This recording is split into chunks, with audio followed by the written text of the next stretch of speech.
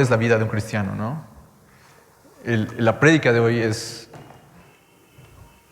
hacer la voluntad de Dios. Esa es la vida de un cristiano, hacer la voluntad de Dios. Y se puede ir dividiendo, como nos lo compartió nuestro hermano, ¿no? Se va dividiendo. Pero el trasfondo de todo eso es hacer su voluntad. ¿Cómo sé cómo hacer su voluntad? Bueno, no aparto de mi boca este libro. Señor, no te agrada que mintamos. Señor, no te agrada que hable mal de las otras personas. Señor, me dices, ama a tus enemigos. Señor, me dices, entonces empiezo a saber cuál es la voluntad de Dios. Y cuando empiezo a saber cuál es la voluntad de Dios y que yo, como humano, actúo siempre en contra, entonces solo lo puedo hacer con ayuda de Dios. Yo soy la vid, vosotros los pámpanos. El que permanece en mí, este lleva mucho fruto, porque separados de mí nada podéis hacer.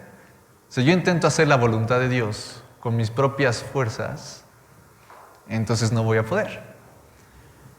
Como nos decía el hermano Baruch, el cristiano es movido por el Espíritu Santo. Señor, quiero hacer tu voluntad. Entonces, estoy contigo, me pego a ti, oro a ti, estoy cerca. Y el Señor se va a encargar del resto. Mucha gente a veces se quiere acercar a Dios, incluso cristianos. Señor, he roto mi comunión contigo, voy a hacer cosas buenas, me voy a poner a cuentas aquí, voy a hacer esto para ya poder acercarme a ti confiadamente. Y es todo lo contrario. Señor, estoy completamente perdido, tú sabes lo que hice o sabes lo que ha pasado. Me acerco confiadamente al trono de tu gracia y ahora sí puedo reflejar al mundo que yo soy tu hijo, pegado a Él, hacer su voluntad. Si me acompañan a Salmo capítulo 40, por favor. Qué importante es la unidad, ¿no? ¿Vieron lo de las hojas? Yo nunca lo había visto. Y hay que orar mucho por esas iglesias. Decir, Señor, ábrele los ojos, mueve tu espíritu para que se reúnan. Para que podamos, que vean lo mismo que ha hecho con nosotros, ¿no? Vamos a orar por ellas. ¿Me acompañan?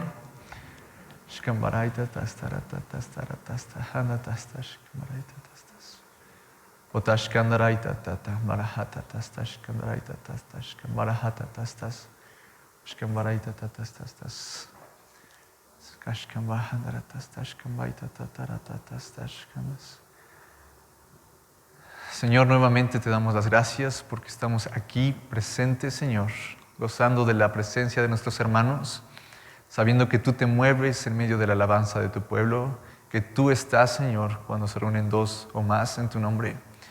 Padre, gracias por cómo nos has ido instruyendo. Y Padre, nosotros te queremos pedir por las otras iglesias, Señor. Dios, que sea tu Espíritu el que los mueva a congregarse, que sea tu Espíritu, Señor, el que los incite a estar unidos, Señor, buscando tu nombre. Enséñales, Padre, que hay confianza en ti y que si quieren hacer tu voluntad, tú no los vas a enfermar, Señor. Tú no los vas a entregar a nadie. Padre, tú tienes todo el poder. Tú, Señor, eres el que nos dijo que no nos dejemos de congregar, más aún cuando aquel día se acerca, Señor, y ese día se acerca. Padre, pon eso en sus corazones, que cuando lean tu palabra, Señor, se les sea revelado que tienen que estar juntos.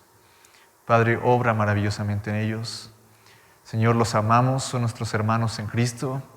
Queremos que ellos vean la gloria que tú nos has mostrado, Señor. Queremos que los corazones sean consolados, que su fe sea afirmada, Padre. Señor, fluye poderosamente.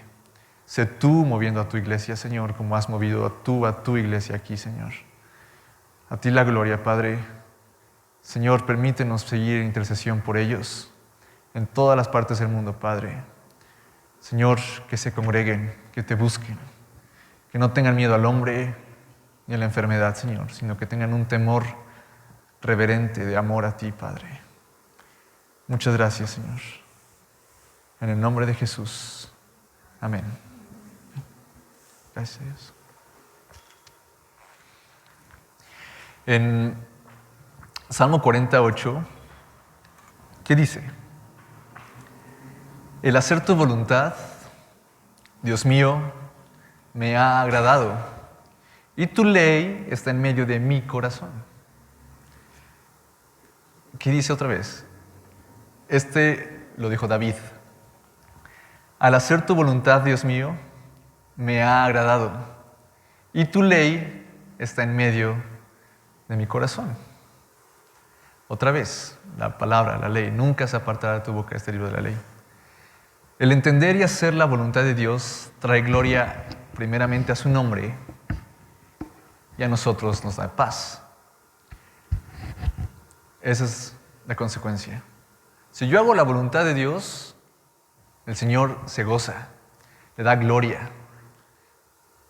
Y a mí me va a dar paz, porque sé que estoy haciendo lo que al Dios Todopoderoso le agrada, el Señor que creó los cielos y la tierra. En el Salmo 46, ¿qué dice? Sacrificio y ofrenda no te agrada, has abierto mis oídos, holocausto y expiación no has demandado. Ok, Señor, tú decías en el Antiguo Testamento que hicieran sacrificios, que tuvieran ofrendas, pero dices que no te agrada. ¿Por qué, Señor? ¿Cuál es ese motivo? Entonces nos da un ejemplo en la palabra. Si vamos a 1 de Samuel, capítulo 15.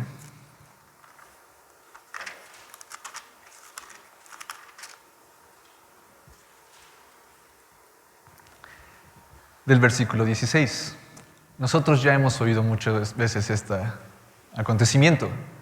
Se le dice a Saúl que cuando derrote a los amalecitas, los extermine a todos, y a todo su ganado, y a todo. Pero él prefirió escuchar al pueblo y guardó ciertas cosas. Entonces Samuel le reprende. Y en el versículo 16 dice, entonces dijo Samuel a Saúl, déjame declararte lo que Jehová me ha dicho esta noche. Y él respondió, di.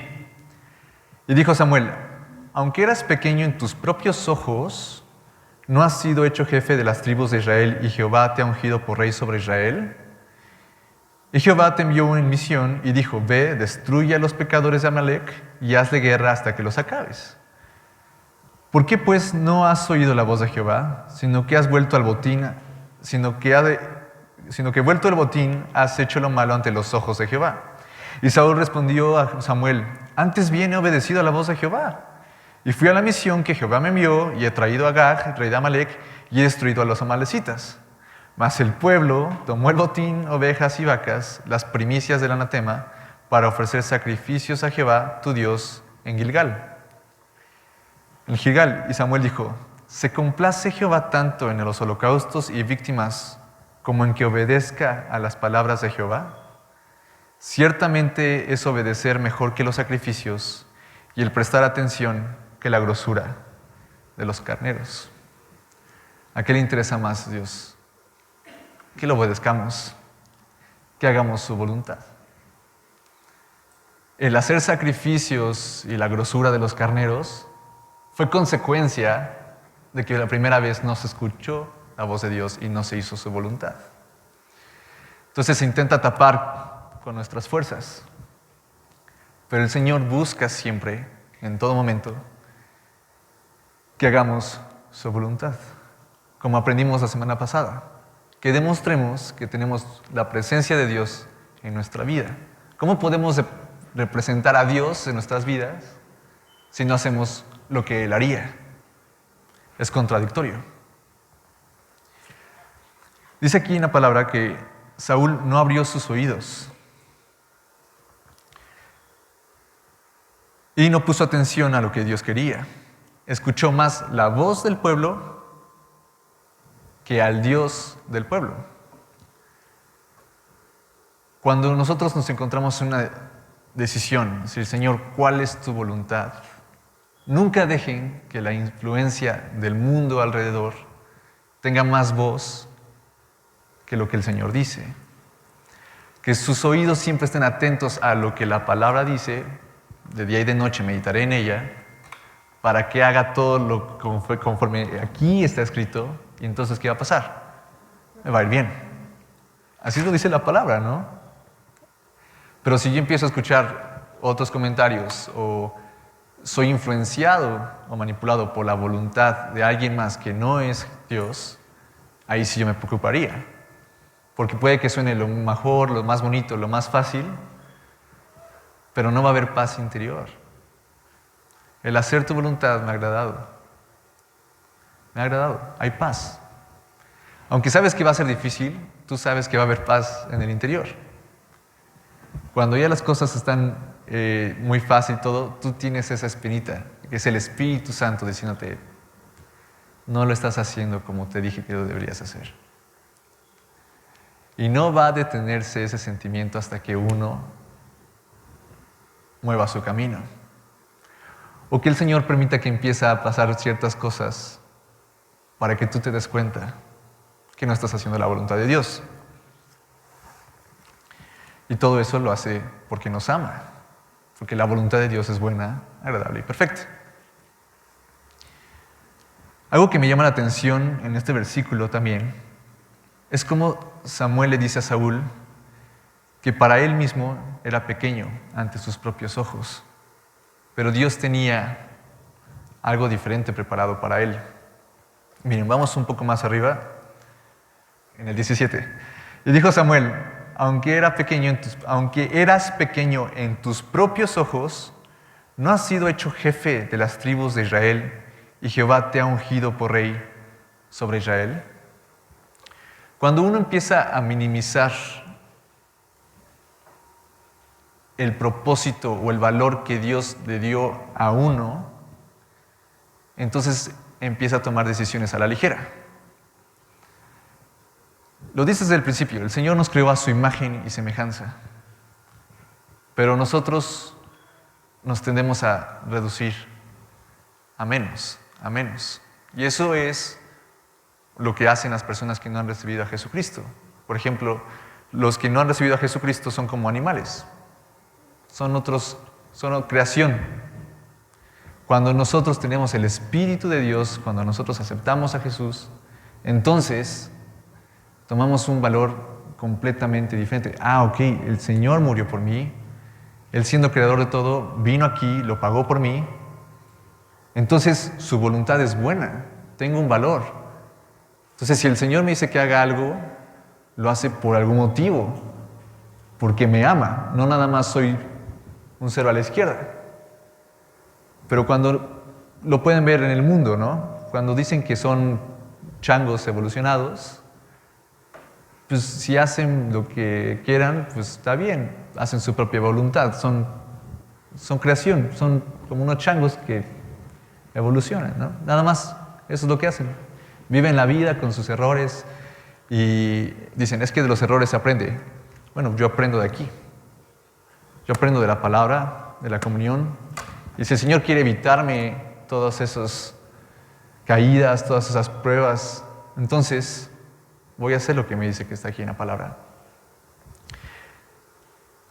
Saúl no había entendido cuán grande llamamiento era ser el rey de Israel. Entonces hacía cosas a la ligera. 2 veces él desobedeció y le fue quitado el reino. Eso fue en el Antiguo Testamento. Ahora, otro personaje que también se minimizaba a sí mismo era Jeremías. Vamos a Jeremías, capítulo 1, por favor.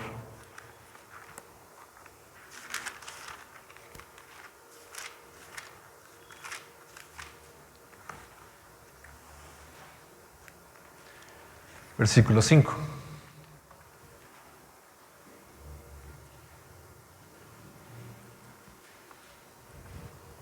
Desde el 6. Está Jeremías hablando a Dios y le dice, y yo dije, Señor Jehová, he aquí no sé hablar porque soy niño.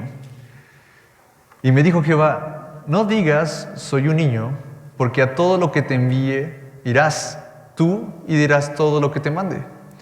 No temas delante de ellos, porque contigo estoy para librarte, dice Jehová. Y extendió Jehová su mano y tocó mi boca. Y me dijo Jehová, he aquí te he puesto mis palabras en tu boca. Mira que te he puesto en este día sobre naciones y sobre reinos para arrancar y para destruir, para arruinar y para derribar, para edificar y para plantar. Otra vez, ¿cuál era la voluntad de Dios para Jeremías?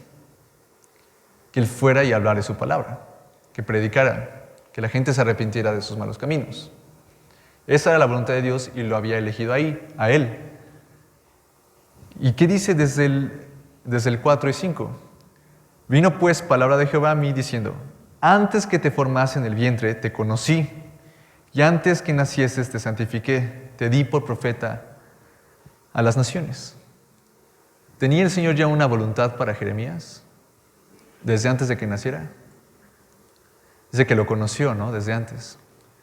Hermanos, si ustedes están aquí vivos, ¿creen que Dios tenga una voluntad para ustedes? ¿Creen ustedes que la va a cumplir? A pesar de ustedes, la va a cumplir. A pesar de ustedes mismos, va a cumplir su voluntad. Pero ¿qué tan dispuestos estamos a hacerlo lo antes posible? Que está resistiéndonos a lo que el Señor diga. Y se pueden poner muchas excusas. Jeremías, ¿qué dijo? Señor, yo soy un niño, ¿qué voy a decir? Y se confirmó, Jeremías es de los profetas mayores. ¿Qué voy a decir? Bueno, después de 40 capítulos, creo que dijo mucho, ¿no? De 50 capítulos. No era él. Era el Señor obrando a través de él. Era él diciendo, Señor, acepto tu voluntad. Solo dime tú qué decir. Puso su palabra en su boca y se dijo otra vez hoy, nunca apartarás de tu boca este libro de la ley. Cuando nosotros no nos sentimos capaces, corramos a la Biblia. Señor, pon tu palabra en mi boca. Señor, dime tú lo que debo de hacer. El Señor va a mover cielo, tierra, mar, para que tú conozcas la voluntad de Dios. El Señor te creó por un motivo. Él te ama y quiere que seas partícipe con Él, así como Jeremías. Cuando uno hace la voluntad de Dios, trae paz en el espíritu, pero no en la carne. Incomoda a la carne. Si vamos un poco más adelante, en Jeremías 20, versículos 7 al 9.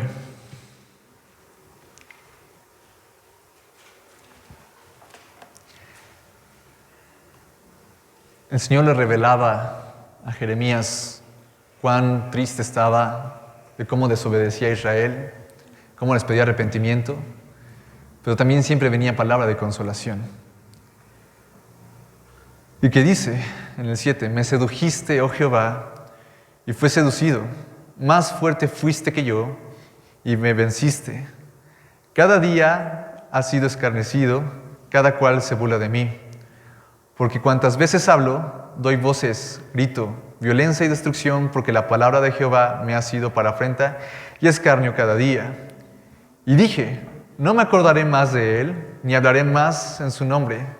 No obstante, había en mi corazón como un fuego ardiente metido en mis huesos, traté de sufrirlo y no pude. ¿Qué estaba diciendo Jeremías? Espera, un personaje de la Biblia diciendo, ya no quiero hablar más de ti porque si lo hago me va mal. Sí, era la carne hablando. Señor, yo digo esto y me encarcelan. Señor, les digo que va a venir destrucción por medio de Babilonia, me meten en una cisterna. Señor, desde que he hecho tu voluntad, me va mal. Pero el trasfondo espiritual era lo que importaba. ¿Qué dice al principio? Me sedujiste en el 7. Oh Jehová, y fui seducido. Más fuerte fuiste que yo y me venciste. Claro, la voluntad de Dios, cuando nosotros la vemos, aprendemos, sabemos cuál es el fin de lo que Él desea, va a poner un fuego en nosotros. ¿Qué quería Dios? Que se arrepintieran, que no fueran llevados cautivos a Babilonia, que no sufrieran de hambre, de pestes. Eso era el trasfondo. Esa era su voluntad, que fueran libres, que lo alabaran.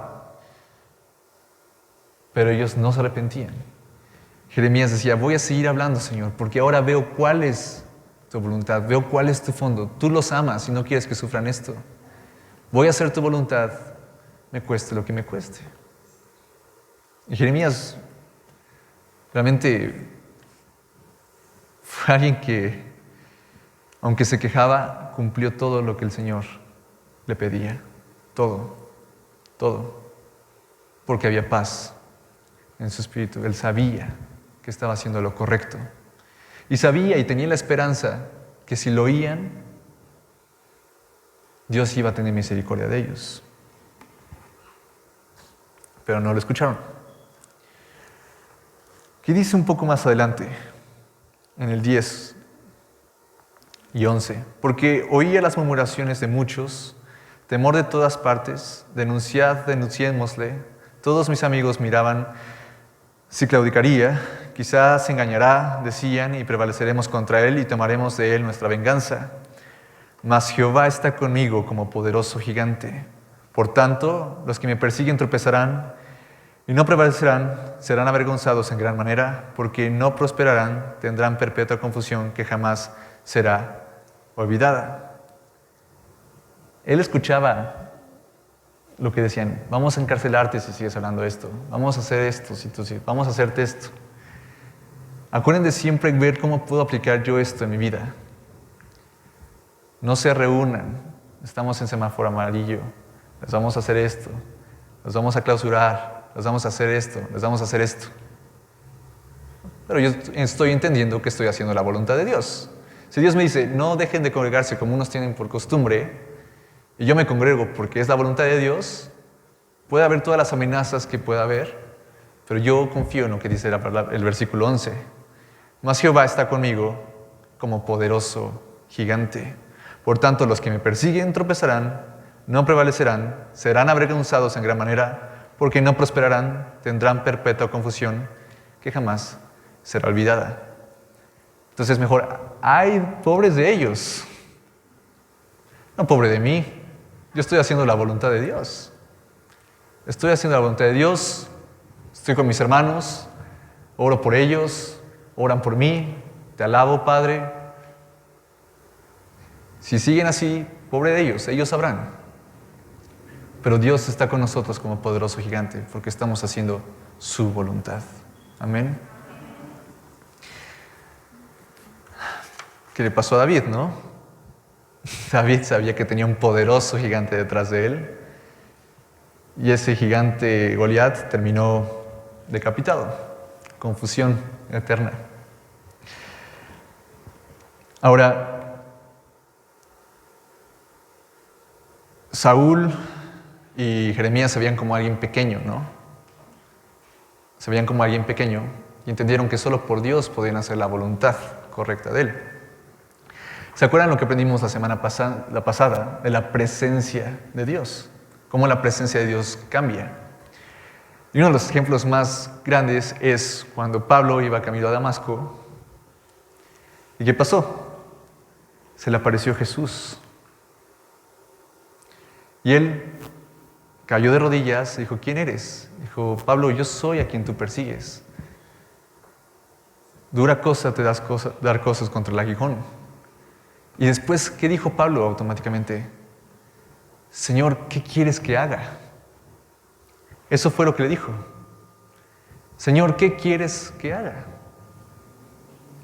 Cuando tuvo esa presencia en su vida y entendió que era Jesús, Señor, ¿cuál es tu voluntad? ¿Qué quieres que haga? Porque Pablo se creía mucho. Vamos a Filipenses capítulo 3, por favor. Filipenses capítulo 3, versículo del 4 al 10. Dice, aquí está Pablo dando su currículum de lo que era antes. Aunque yo también, ¿lo tienen? Filipenses 3, del 4 al 10. Aunque yo tengo también de qué confiar en la carne, si alguno piensa que tiene de qué confiar en la carne, yo más. Circuncidado al 8º día, del linaje de Israel, de la tribu de Benjamín, hebreo de hebreos, en cuanto a la ley, fariseo, en cuanto a celo, perseguidor de la iglesia, en cuanto a la justicia que es en la ley, irreprensible. Pero cuantas cosas era para mí ganancia, las he estimado como pérdida por amor a Cristo. O sea, unos se veían muy pequeños y que no podían hacer la voluntad de Dios. Y Pablo se veía hebreo de hebreos, del linaje de Benjamín, en cuanto a la ley, irreprensible. ¿Pero estaba dentro de la voluntad de Dios? No, no estaba dentro de la voluntad de Dios. No conocía la voluntad de Dios hasta que por la gracia de Jesucristo le fue manifiesta. Pero a mí me impacta. Va caminando, Jesús se le aparece, ¿por qué me persigues? Y le dice, Señor, ¿qué quieres que haga? ¿Cuál es tu voluntad en mi vida? Se rindió completamente. Señor, ¿cuál es tu voluntad? ¿Qué quieres que haga? Fue su segunda pregunta. ¿Qué quieres que haga?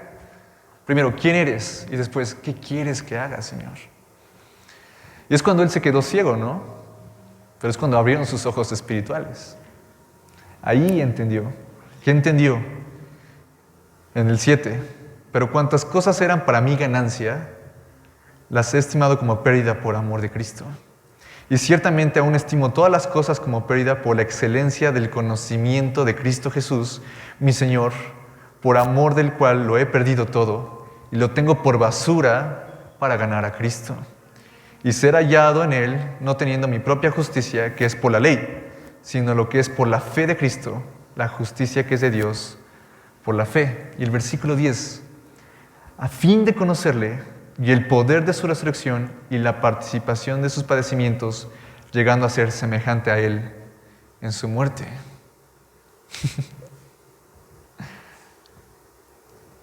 Él entendió, Señor, no, todo lo que yo hice es basura. Estaba completamente fuera de tu voluntad. Completamente fuera de tu voluntad. Pero ahora te he conocido y conozco tu amor. Señor, ahora por amor de ti, quiero ir. Él predicó a todos los gentiles. Eso fue lo que le fue comandado. Y dijo, ahora yo quiero ser partícipe de los sufrimientos de Cristo. O sea, Señor, entiendo que tu voluntad no va a ser lo más fácil. Hubo dolor en su carne, fue azotado muchísimas veces, estuvo en cárcel, estuvo en naufragios, con hambre, con sed, con desvelos. Incluso las iglesias hablaban mal de él. Pero Señor, tú estás detrás de mí como poderoso gigante. Quiero ser partícipe en hacer tu voluntad. Porque él veía el trasfondo. ¿Qué decía? Ay de mí si no predico el evangelio. Ay de mí, porque él entendía que el Señor lo había personalmente, dice, por el ministerio que me fue directamente dado de Cristo, no de los apóstoles, de Cristo, que fuera y predicara a todos los gentiles. Si no lo hacía, ¿cuántas personas no hubieran conocido a Cristo? Él veía el trasfondo, veía la voluntad de Dios y se gozaba de que si se cumplía la voluntad de Dios, que era que todos fueran salvos, el Señor se iba a gloriar, el sacrificio de su Hijo iba a valer la pena y no se iba a enfocar en, uy, pero yo tengo una buena posición ahorita como fariseo. Lo que dicen, lo hacen. No. Señor, lo doy por basura. Pon ese fuego en mí, Padre, como a Jeremías, como a Pablo. Sedúceme, Señor, para hacer tu voluntad. Señor, muéstrame cuál es tu voluntad, sedúceme.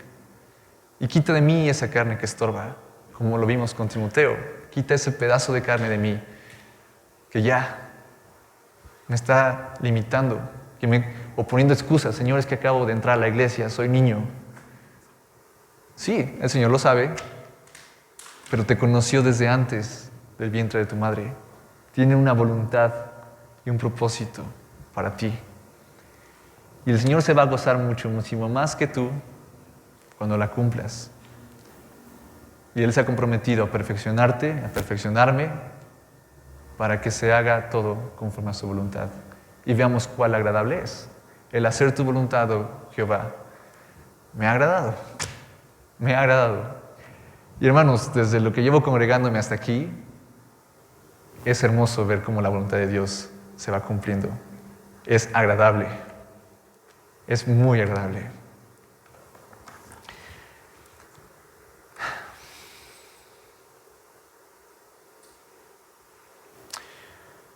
Vamos a regresar al versículo base, Salmo 40.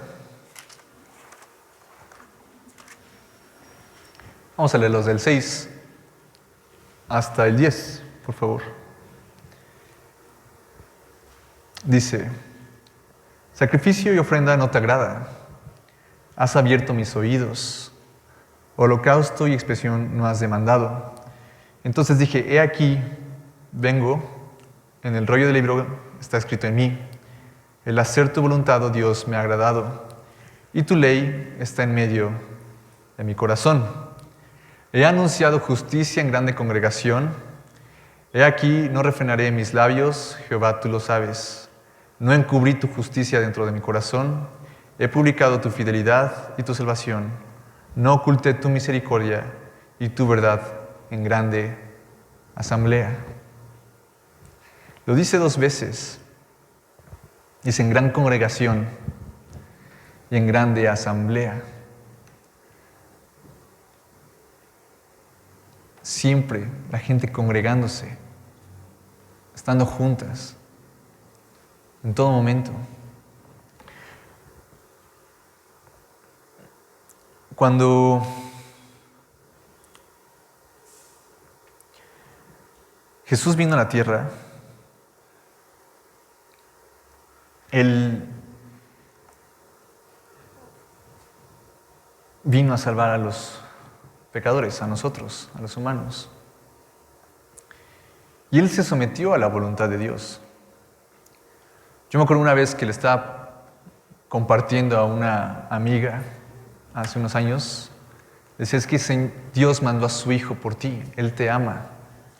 Y ella me dijo: pero qué padre tan sádico, ¿no?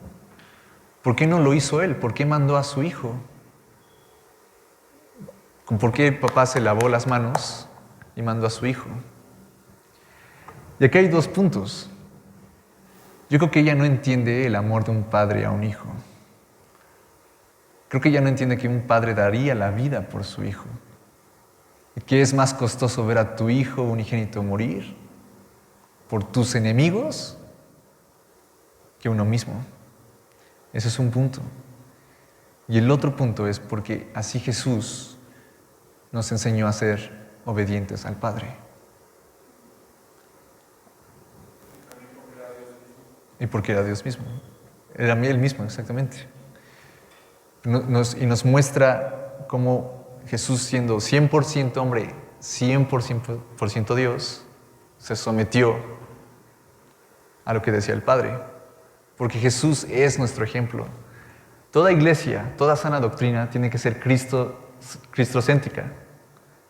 Todo es alrededor de Cristo. Y Él es nuestro mayor ejemplo. En Juan 4, versículo 31,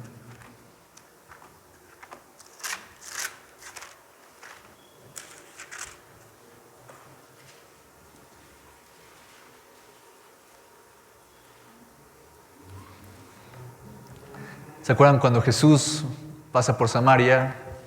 Estaba cansado físicamente, le dice a los discípulos: vayan a comprar comida, yo me quedo aquí, voy a descansar. Se acercó una mujer samaritana, usó el don de ciencia, le dijo que había estado con muchos maridos. Entonces ella se fue a decir: creo que Él es el Cristo. Pasó todo eso mientras ellos iban a conseguir comida. Cuando regresaron, ¿qué dicen en el 31?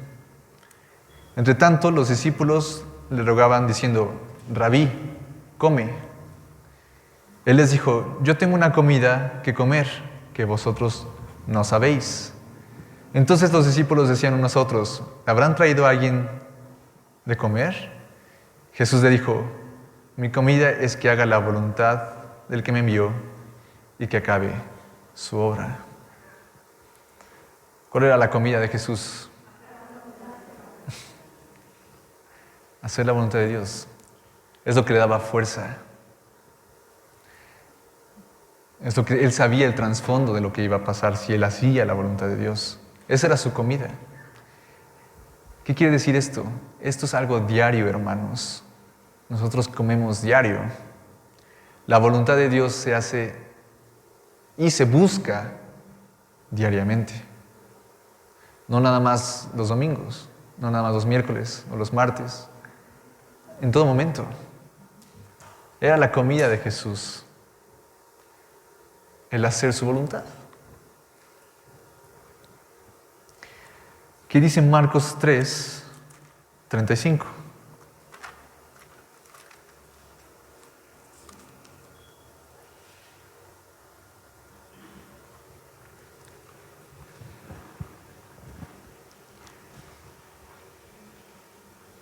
Marcos 3, 35. Porque todo aquel que hace la voluntad de Dios, ese es mi hermano y mi hermana y mi madre. ¿Quién es el hermano de Jesús? El que hace la voluntad. ¿Quién es la hermana de Jesús? ¿Quién hace su voluntad? ¿Quién hace la voluntad de Dios? Porque uno puede, como Pablo, ¿no? Él piensa que está haciendo una voluntad, está persiguiendo a la iglesia porque están blasfemando contra Dios. Él pensaba todo eso. Pero no tenía el conocimiento. No tenía el conocimiento más profundo de la gracia del Señor. Hermanos, un paréntesis. Una de la voluntad de Dios más grande para nuestras vidas es que entendamos y disfrutemos de la gracia. Es una de las cosas más grandes que Dios quiere que nosotros entendamos, su gracia. Porque sin su gracia se han creado todas esas religiones que te dicen que tienes que hacer o cómo hacer, que están completamente fuera de la voluntad de Dios. Eso siempre guárdenlo en sus corazones. Señor, muéstrame tu gracia. No que vayas y peques y a ver, Señor, muéstrame tu gracia, sino, Padre, muéstrame lo que tú ya hiciste por mí. Eso es muy importante. Es lo que nos da a entender que por gracia fuimos salvos. Por Jesucristo nada más, como decía Pablo. En Mateo capítulo 7,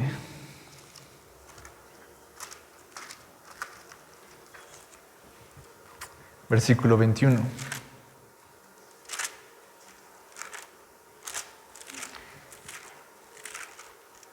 ¿Qué nos compartía Baruch?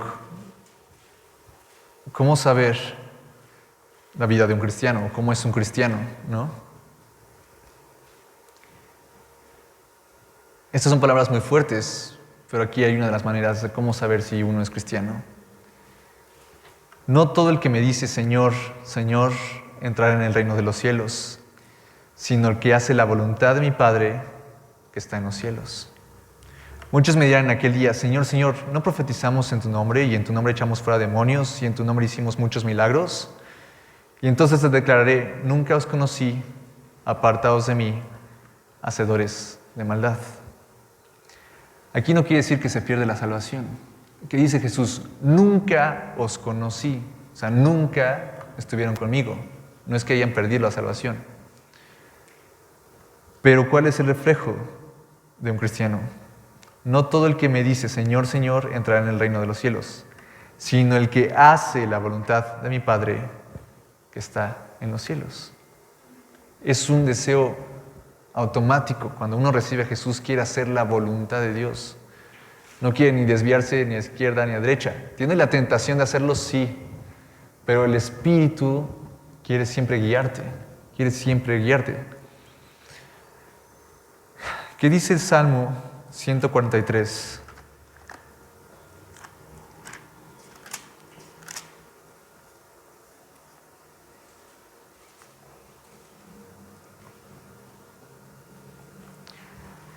11.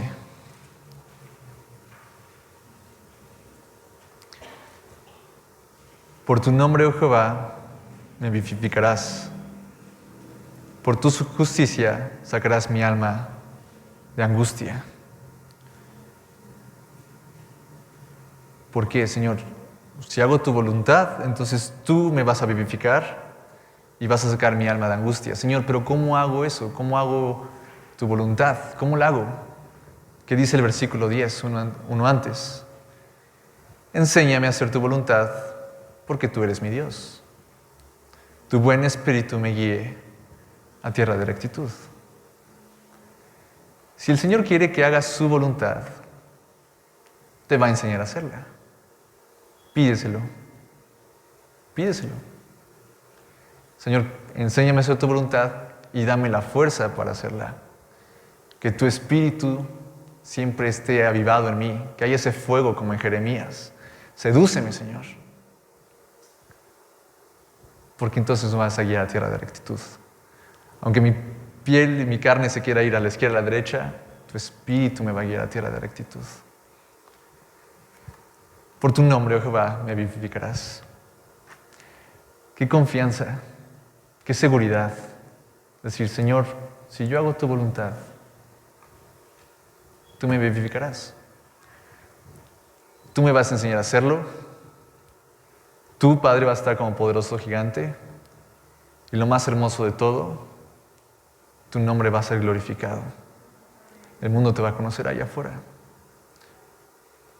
Es lo más hermoso. El día de los bautizos, hermanos, es algo hermoso. Ver a gente confesar a Jesucristo como su Señor y Salvador. No puede ser posible eso sin el poder del Espíritu de Dios. ¿Por qué alguien le entregaría su vida a alguien que no ve? Solo por el poder de Dios y por la manifestación del poder que ha hablado a través de ellos, o por las oraciones, entienden, Señor, tú existes, tú diste tu vida por mí, quiero hacer tu voluntad. Y me bautizo confesándolo enfrente de todos. Para mí es algo, en términos humanos, imposible. Ver a alguien que le rinde su vida a alguien que no ve. ¿Pero qué ha pasado? No lo han visto, hermanos, pero lo hemos experimentado. Lo hemos vivido. El Señor ha puesto en nosotros un espíritu que quiere que hagamos su voluntad, que quiere que estemos atentos a su voz, que no escuchemos a las otras personas, sino que siempre nos dirijamos a la palabra para saber qué hacer y cómo hacerlo. Señor, pero no sé cómo, soy un niño. Aquí dice, enséñame a hacer tu voluntad, Dios. Enséñamelo. Padre, aquí estoy. Como dijo Pablo, ¿qué quieres que haga, Señor? Enséñame tú. Ya no soy yo, como decía Baruch, sino Cristo vive en mí. Tú haz lo que tú desees en mí. Porque tu voluntad sé que es buena, agradable y perfecta.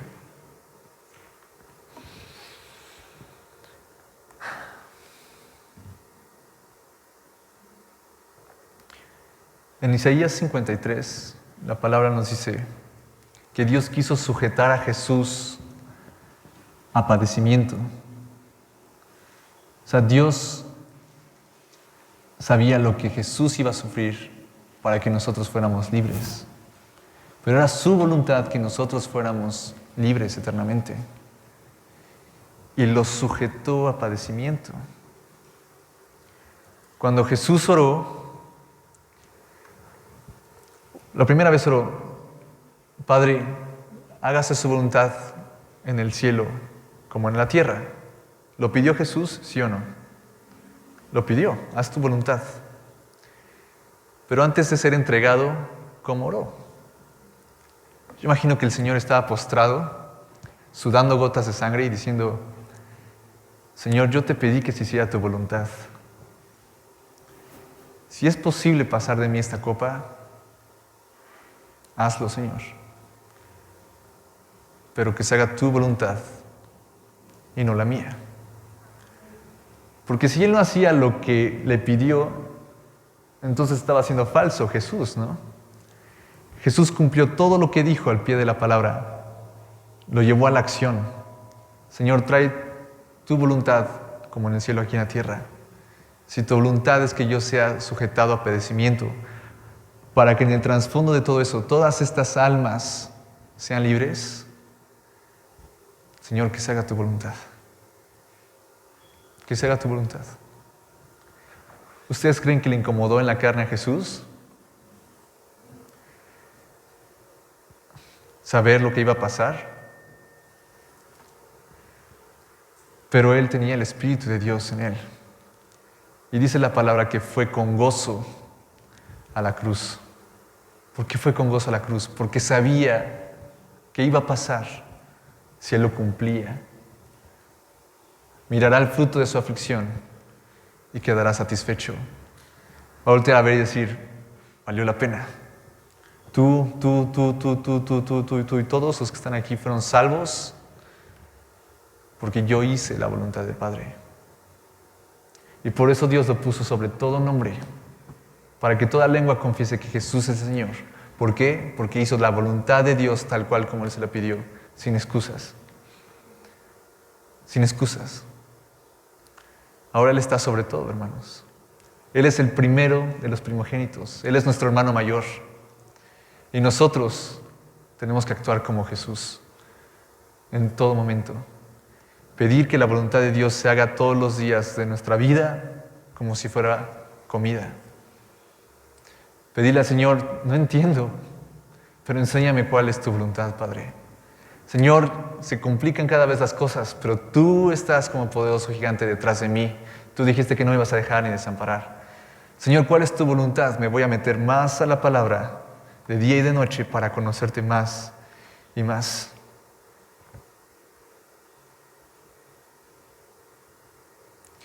¿Se imaginan si el Señor Jesús no hubiera cumplido la voluntad de Dios? ¿Qué hubiera pasado con nosotros? Por eso, gloria al Señor Jesús, toda la gloria, poder, majestad, a Él le atribuimos todo. Porque por su obediencia a la voluntad, nosotros podemos ser salvos. Y ahora vemos un poco diferente el Salmo 40. Si me acompañan al Salmo 40, versículos del 6 al 10, ¿qué dice?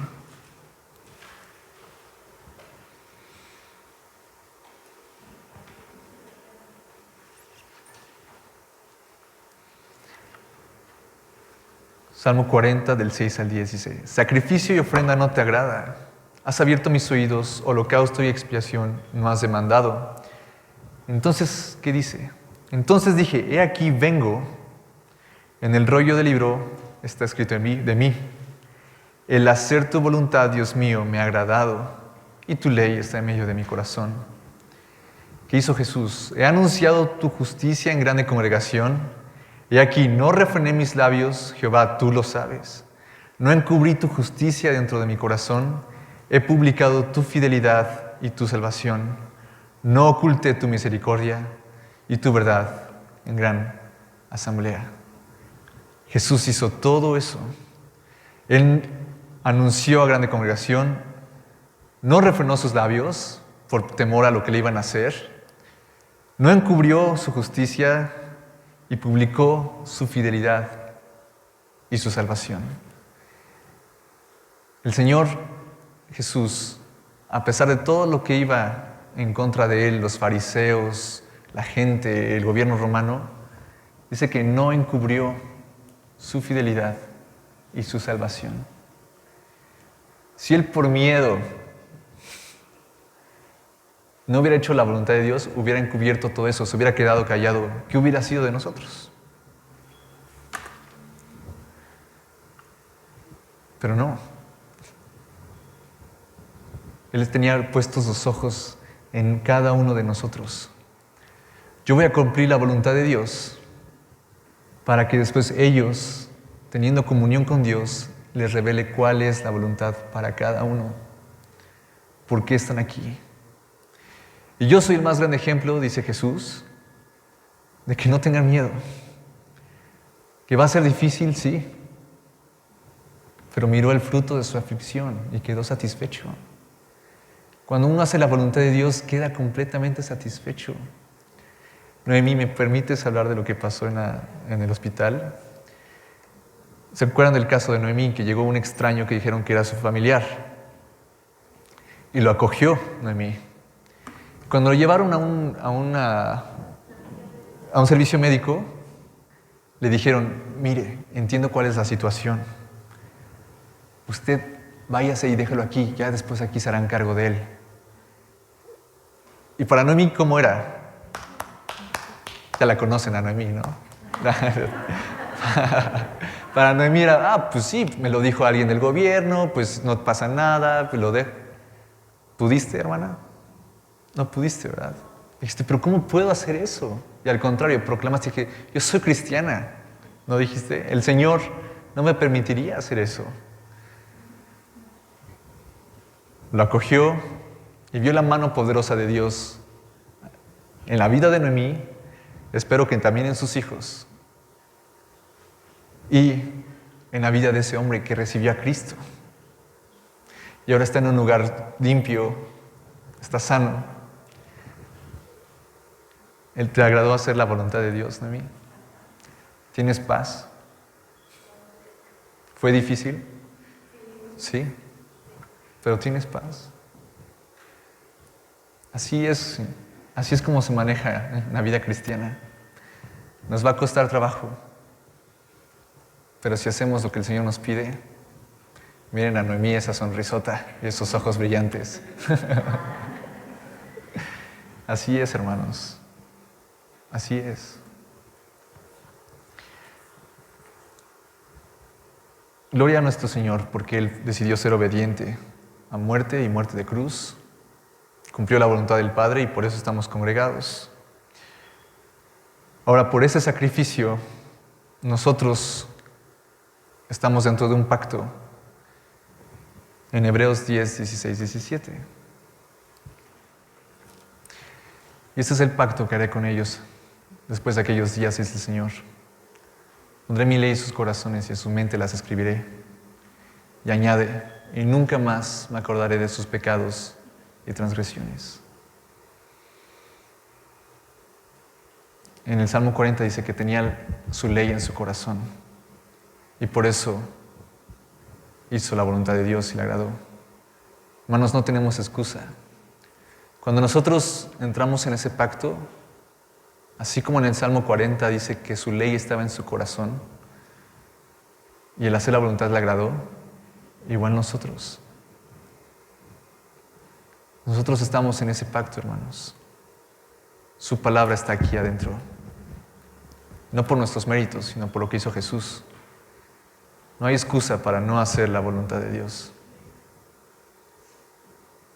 La puso adentro de nosotros. Adentro.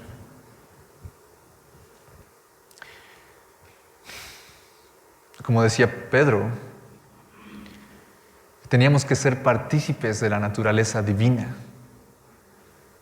Cuando nosotros entramos en ese pacto, entonces somos partícipes de la naturaleza divina. ¿Qué haría Jesús? La voluntad de Dios. ¿Qué es lo que Él haría en esta situación? La voluntad de Dios. Si nosotros entonces somos salvos por Dios, somos sus hijos, entonces tenemos que ser partícipes de la naturaleza divina, que es hacer todo lo que Dios nos pida que hagamos. Siempre va a ser lo mejor. Siempre va a ser lo mejor. ¿Cómo sé que va a ser lo mejor? ¿Cuál es el punto? Otra vez, volviendo a la cruz. ¿Cómo sé que la voluntad de Dios es lo mejor? Porque nos salvó a todos nosotros. La voluntad de Dios es que ninguno fuera perdido. Por eso mandó a su Hijo. Eso es bueno, es agradable y es perfecto. Es un sacrificio perfecto. Si tienes duda de si la voluntad de Dios es buena, voltea a ver a Jesús en la cruz. Señor, ciertamente es buena tu voluntad. Ciertamente es buena. No permitas que la carne me estorbe. Pon ese fuego en mí, en todo momento, en todo momento.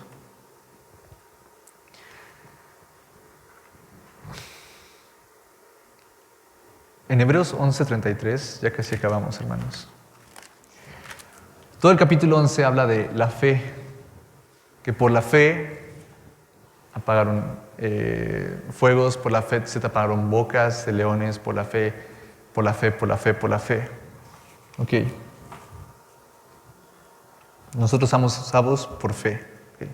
33. Que por fe conquistaron reinos, hicieron justicia, alcanzaron promesas, taparon bocas de leones, apagaron fuegos impetuosos, evitaron filo de espada, sacaron fuerza de debilidad, se hicieron fuertes en batallas, pusieron en fuga ejércitos extranjeros. Las mujeres recibieron sus muertos mediante resurrección, mas otros fueron atormentados, no aceptando el rescate a fin de obtener mejor resurrección. Otros experimentaron vituperios y azotes, y además de esto prisiones y cárceles. Fueron apedreados, aserrados, puestos a prueba, muertos a filo de espada. Anduvieron de acá para allá, cubiertos de pieles de oveja y de cabras, pobres y angustiados, maltratados. ¿Qué dice el versículo 38? De los cuales, ¿qué? Errando por los desiertos, por los montes, por las cuevas y por las cavernas de la tierra. Todas esas personas que dieron su vida por la fe en Cristo Jesús, dicen, el mundo no era digno de ellos. Que el Señor diga, el mundo no era digno de ellos, ¿no? Pero aún así, Dios mandó a su Hijo. Lo mismo nosotros, hermanos. Que el Señor diga, que te pone un valor tan alto, ¿cuándo? Cuando hace uno la voluntad de Dios. No sé si me explique. Uno dice, ay, no eres digno de mí, ¿no? Tal cual así, ay. El Señor no lo pone de esa manera. ¿No éramos dignos de Él? No, pero su gracia nos salvó. Nosotros, siendo partícipes de la divinidad, tenemos que actuar de tal manera. Aunque el mundo no nos escuche, aunque el mundo nos persiga, aunque el mundo nos amenace, aunque la sociedad vaya en contra de lo que nosotros pensamos, aunque las ideologías de género vayan en contra de todo eso, nosotros tenemos que seguir hablando. Nosotros tenemos que seguir hablando. Aunque no escuchen, tenemos que seguir haciéndolo. Porque es la voluntad de Dios. Y Dios estima eso mucho. Eso te trae mucho más valor, el hacer la voluntad de Dios, que nada más. Y por último, en Hebreos 13, versículo 20 y 21.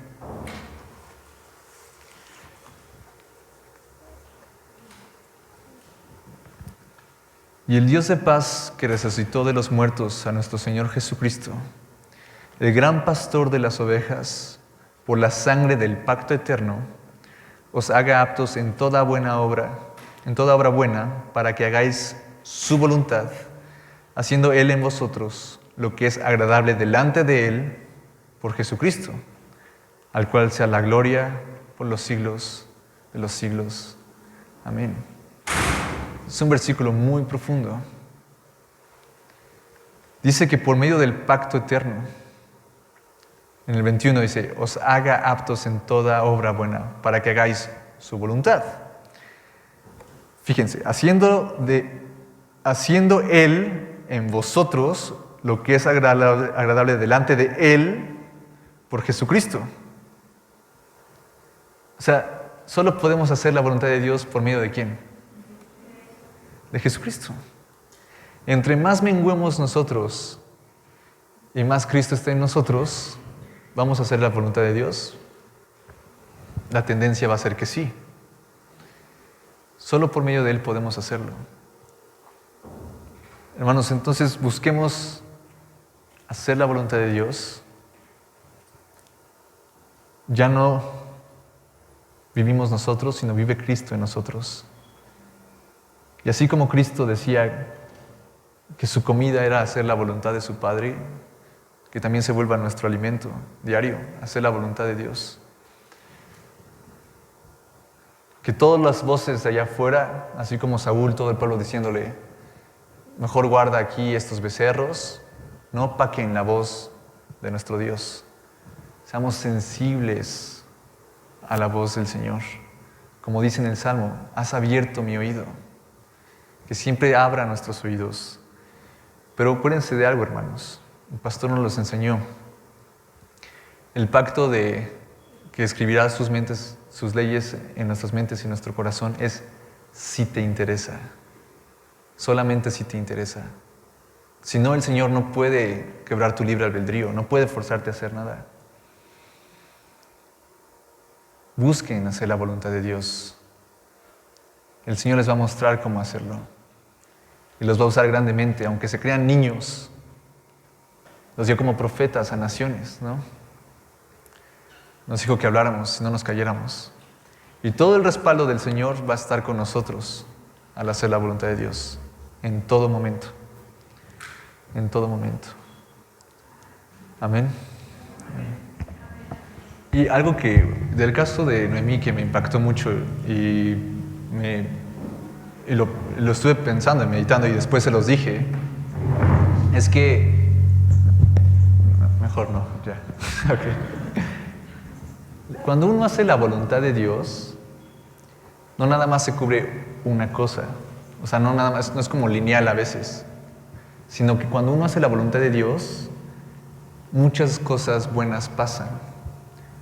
Y yo se los dije a Noemí y a Rubén y a sus hijos, le dije, espero que ustedes hijos, y se los digo a los hijos también, hayan entendido cuánto amor tienen sus padres para con ustedes. ¿Se imaginan que, por ejemplo, el hijo de Noemí dice, no, tú quieres lo peor para mí, mejor no te hago caso, no quiero hacer lo que tú me mandas, porque tú no me quieres, tú no me es un ejemplo, Eric, no me pelas. Pero ven que sus padres, a alguien que no conocían, lo abrigaron, le dieron casa, lo apoyaron y están al pendiente de él. ¿Cuánto más no lo harías por tus hijos, verdad, Noemí y Rubén? ¿Cuánto más? O sea, es un ejemplo para todos y para los hijos. ¿Ustedes creen que Eric vio eso en su madre? Vio un ejemplo de mi mamá nunca me va a dejar. Mi papá nunca me va a dejar. Si lo hizo por alguien que no conocían, ¿cuánto más no lo harán por mí? ¿Eso no creen que sea digno de escuchar lo que tus padres te aconsejen que hagas? Quieren lo mejor para ti, ¿no? Y ya lo demostraron, con hechos, no con palabras. Entonces, cuando sus padres les digan, no hagan algo, y no lo digo porque mis papás están aquí, no hagan algo, no lo hagan. Y les voy a decir un ejemplo. ¿Se acuerdan que la semana pasada les comenté que yo tenía una novia del mundo, ¿no? Hace tiempo. Mi papá y mi mamá me dijeron, no lo hagas. Y yo no escuché. No lo hagas. Y yo no escuché. Y había opresión en mi vida. Y créeme que reprender opresiones, puedes reprender lo que tú quieras, pero si tu vida no está bien con el Señor, no estás dentro de la voluntad de Él. Pues pasa algo, reprendo y ya. No, la puerta sigue abierta. Si no estás haciendo la voluntad de Dios como Él te dice, las cosas van a ir empeorando. Entonces, lo digo por experiencia, escuchen a sus padres. Quieren lo mejor para ustedes. ¿Sí? Y así como también es una responsabilidad para los padres. Y ocupamos a la hermana de ejemplo. Tuvo que demostrar cuánto ama a sus hijos, ¿no? Cuánto ella ama. Un padre no puede decir nada más, confía en mí y no hacer nada. Tiene que demostrarlo. Tiene que demostrarlo. Entonces, cuando lo demuestra, los hijos tienen que ser obedientes. Y es un círculo. comprueban que la voluntad del Padre es buena, o de la Madre. Ahora, hermanos, ¿cuánto más el Señor diciéndonos que somos sus hijos? Y al costo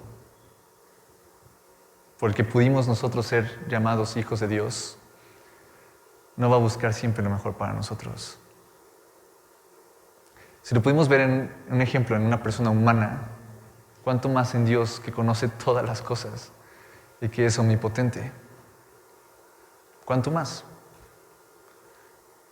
Entonces, los invito, hermanos, y yo también, a buscar siempre hacer la voluntad de Dios y que cuando vengamos a la iglesia tengamos testimonios y digamos, el hacer tu voluntad, oh Dios, me ha agradado. Gloria al Señor. Gloria al Señor. Padre, gracias porque, aunque no entendemos, Señor, a veces tus caminos, podemos descansar confiados en que son lo mejor para cada uno de nosotros. Señor, a veces pedimos que nos des más instrucciones, pero simplemente tenemos que ser obedientes, atentos a tu voz. Señor, quita de nosotros la carne que estorba. Líbranos de tentaciones, Señor. Padre, que tu Espíritu siempre nos guíe a hacer lo bueno. Enséñanos a hacer tu voluntad. Padre, que sea un alimento diario para nosotros el buscarte, el decirte, Señor, ¿qué quieres que haga ahora? El hacerlo con un corazón alegre, Padre, convencido de que tú estás detrás de nosotros, que tú nos respaldas como poderoso gigante. Señor, aún en las más pequeñas decisiones, enséñanos a hacer tu voluntad. Padre, te pedimos nuevamente por todas las iglesias, Señor, que hagan tu voluntad y que se congreguen. Ayúdalos, guíalos por el Espíritu, Padre. Señor, que ellos tengan necesidad de ese alimento, de estar con los hermanos, de bendecirse uno a otro, de imponer manos, Padre. Sé tú, Señor. Señor, ayúdanos también a no fijarnos en lo que la gente dice, a no fijarnos en lo que nosotros mismos decimos. Señor, tú has puesto tu Espíritu en nosotros. Tú, Señor, has puesto tu ley en nuestra mente y en nuestro corazón. Padre, que nunca digamos que no somos aptos, Señor, porque somos aptos por medio de tu sangre, por medio de tu Espíritu. Padre, gracias por el día de hoy. Bendice a cada hermano que está aquí, Señor. Padre, planta esa semilla de hacer tu voluntad, tanto en ellos como en mí. Padre, que no echemos en saco roto esta palabra, Padre, porque sabemos lo importante que es. Tú dijiste, el que hace la voluntad de Dios es mi Padre, mi hermano, mi madre. Señor, queremos ser copartícipes de tu reino, ser participantes de la naturaleza divina y ver más y más maravillas y prodigios, Padre, que tú tienes preparadas. Bendice a cada familia, Padre, que siempre, Señor, busquen tu voluntad. Bendice a cada pequeñito. Y, Señor, en esta ocasión especial, que cada persona que esté tomando una decisión importante ahorita en su vida, te pregunte, Señor, ¿qué es lo que tú quieres? Gracias, Señor. En el nombre de Jesús. Amén.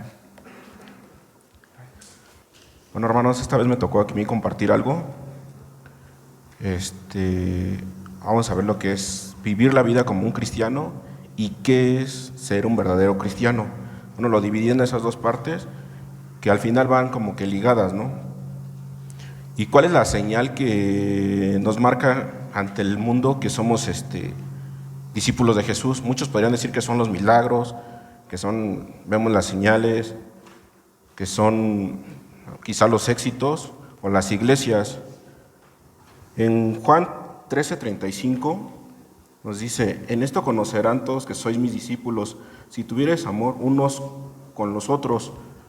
Pues aquí marca algo muy importante, ¿no? Que son ser discípulos y qué es el amor.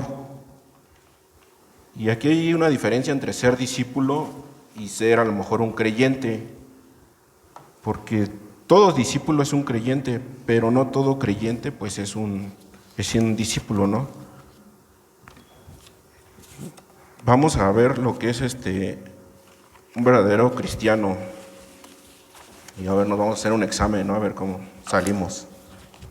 ¿Me acompañan a Colosenses 3:17?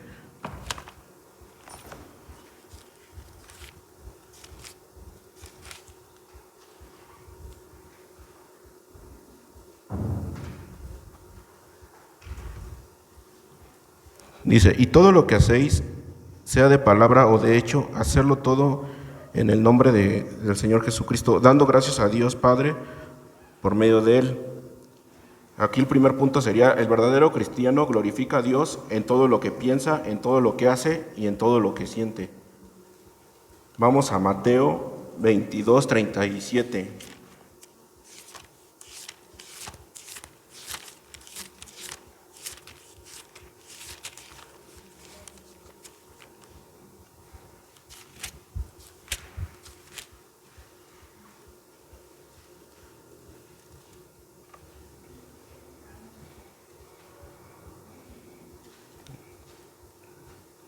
Jesús le dijo, amarás al Señor tu Dios con todo tu corazón y con toda tu alma y con toda tu mente. El verdadero cristiano ama a Dios sobre todas las cosas, sería el punto número 2. Vamos a Juan 14:15.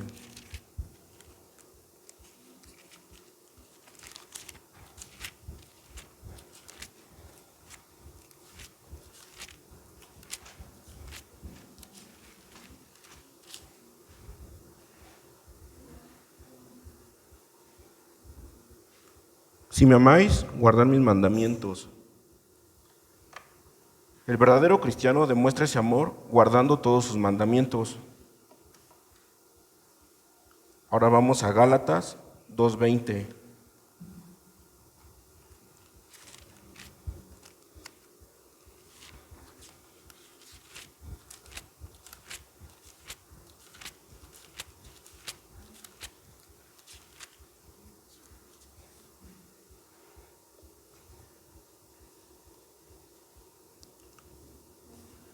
Con Cristo estoy juntamente crucificado y ya no vivo yo, mas Cristo vive en mí y ahora vivo en la carne. Lo vivo en la fe, Hijo de Dios, el cual me amó y se entregó a sí mismo por mí. Entonces, el verdadero cristiano ya no vive para él, sino para Dios.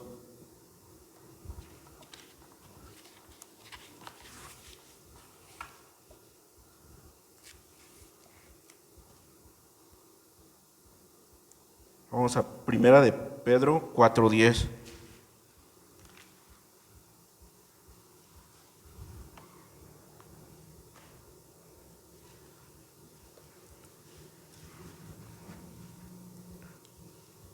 Cada uno según el don que ha recibido, ministrelo a otros como buenos administradores de la multiforme gracia de Dios.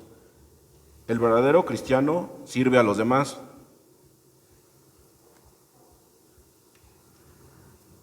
Ahora vamos a 2 de Timoteo 4:1 y 2.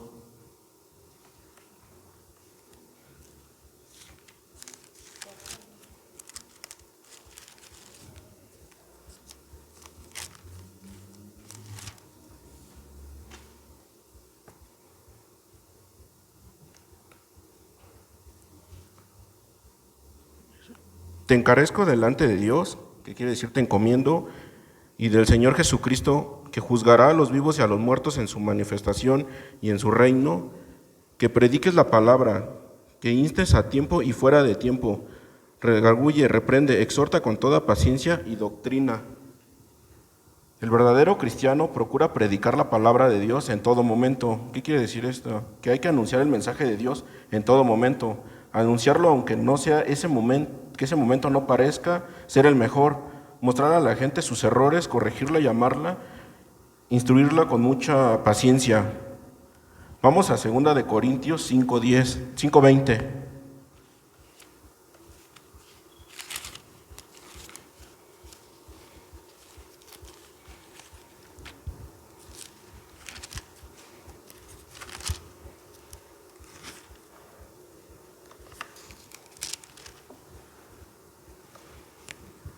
Así que somos embajadores en nombre de Cristo, como Dios, si rogase por medio de nosotros, o rogamos en nombre de Cristo, reconciliarnos con Dios. El verdadero cristiano predica la palabra y principalmente a los que aún no han creído.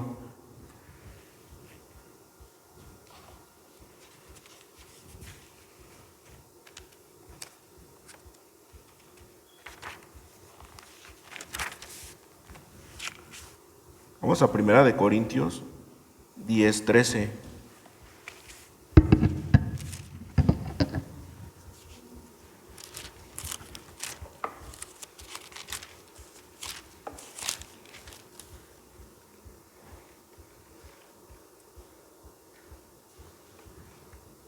No os ha sobrevenido ninguna tentación que no sea humana, pero fiel es Dios y no os dejará ser tentados más de lo que podéis resistir, sino que dará también justamente con la tentación la salida para que podéis soportar.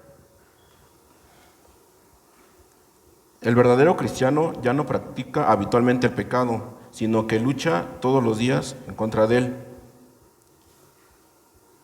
Vamos a Mateo 5:44.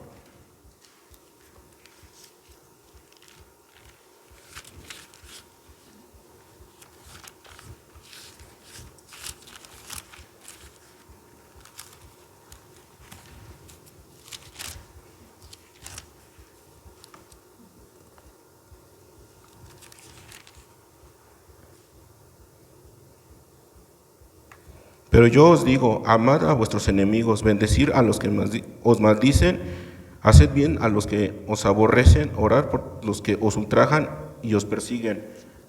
El verdadero cristiano no odia a sus enemigos, sino ora por ellos.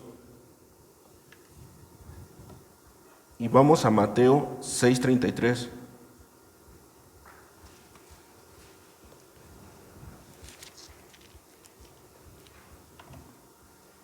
Dice, mas buscad primeramente el reino de Dios y su justicia, y todas estas cosas os serán añadidas. Quiere decir que el verdadero cristiano ya no tiene la mirada en las cosas terrenales, sino su esperanza está en las cosas celestiales.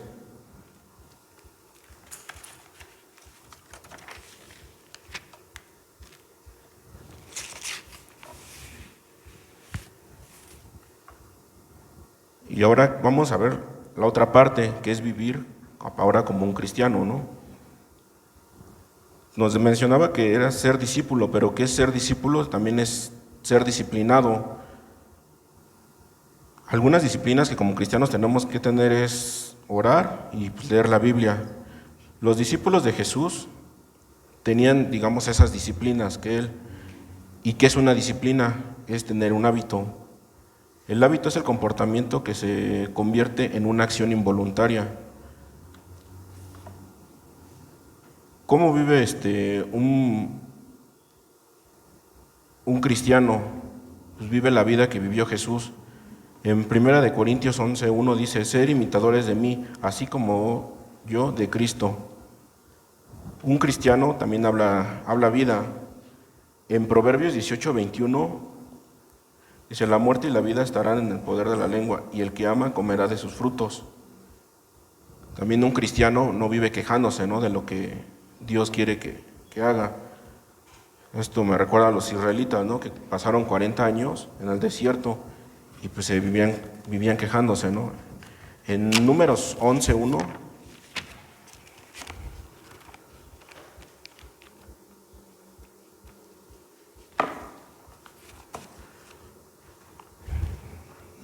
dice, aconteció que el pueblo se quejó a oídos de Jehová, y lo oyó Jehová, y ardió su ira, y encendió en ellos fuego de Jehová, y consumió uno de los extremos del campamento. Entonces ustedes saben si se quieren seguir quejando, ¿no? Un cristiano no vive hablando de sus enfermedades, ¿no?, que muchas veces pues las hacemos nuestras, ¿no?, o las gloriamos, ¿no?, que dice mi diabetes, mi presión. Esto no quita que tengamos que dar testimonio de esa sanidad, ¿no?, y recordar que nuestras enfermedades ya fueron pagadas. Un cristiano tampoco vive hablando de sus problemas, no habla de cosas del mundo Y un cristiano no habla mal de nadie. Un cristiano se disciplina, un cristiano no maldice, bendice. Un cristiano tampoco miente. Y aquí voy a aventar una piedra, ¿no? Un cristiano no falta a la iglesia. ¿Quién de los esposos, no falta, le dice a su mujer, oye, esta noche no voy a llegar a dormir, ¿no? Pues lo mismo te pide Dios, que no faltes a la iglesia. Y en lo personal a mí me ha pasado, ¿no? O sea, debemos de valorar en la congregación en la que estamos, porque yo que he andado así de lugar en lugar, he ido a varias congregaciones y la verdad sí está muy, muy complicado, ¿no? Me ha tocado ver desde que hay pastoras que se mueven por el dinero o simplemente no hay una congregación que te sientas parte de ese cuerpo, ¿no? En Hebreos 10:25 nos dice que no dejando de congregarnos como algunos tienen por costumbre, sino exhortándonos, y tanto más cuando veis que aquel día se acerca. Es lo que decía ahorita Alejandro, ¿no? Que ahorita existen varias formas como de reunirse, incluso por internet, pero pues eso no reemplaza la iglesia. Hay cosas que no se pueden hacer virtualmente. Me acompañan a Mateo 18:20.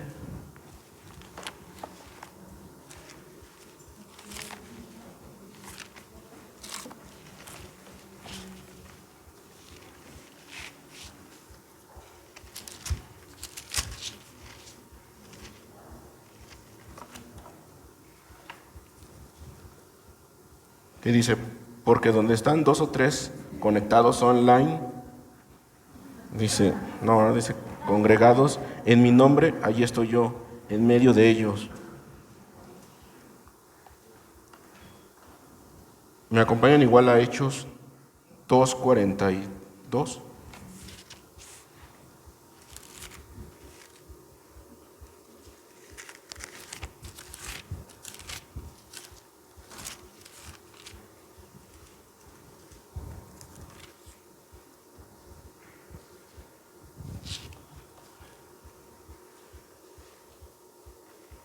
Bueno, es del 2 al 47.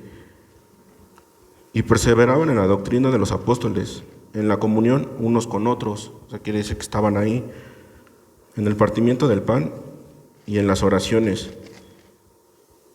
Y sobrevino temor a toda persona, y muchas maravillas y señales eran hechas por los apóstoles. Todos los que habían creído estaban juntos y tenían en común todas las cosas. Igual dice que estaban juntos. Y vendían sus propiedades y bienes, y los repartían a todos según la necesidad de cada uno. Y perseverando unánimes cada día en el templo, quiere decir que estaban en el templo, y partiendo el pan de las casas, comían juntos con alegría y sencillez de corazón, alabando a Dios y teniendo favor con todo el pueblo. Y el Señor añadía cada día a la iglesia los que habían de ser salvos.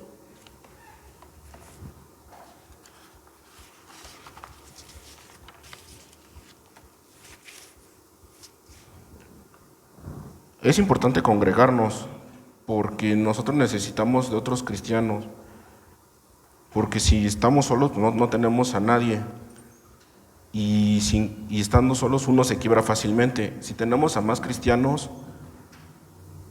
pues estos resisten más. Yo vi un ejemplo de cómo es esto, ¿no? Este es un cristiano, está solito. Se rompe, ¿no?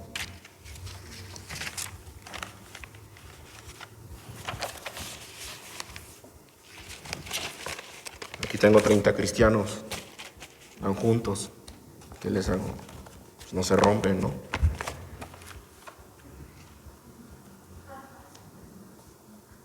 Y por último, yo lo saqué en Eclesiastés 4, el 9 al 12, en lenguaje actual. La verdad más valen 2 que 1, porque sacan más provecho de lo que hacen. Además, si uno de ellos se tropieza, el otro puede levantarlo. Pero pobre del que cae y no tiene quien lo ayude a levantarse. También si dos se acuestan juntos, entran en calor, pero uno solo se muere de frío. Una sola persona puede ser vencida, pero dos ya pueden defenderse. Y si tres se unen sus fuerzas, ya no es fácil derrotarlos.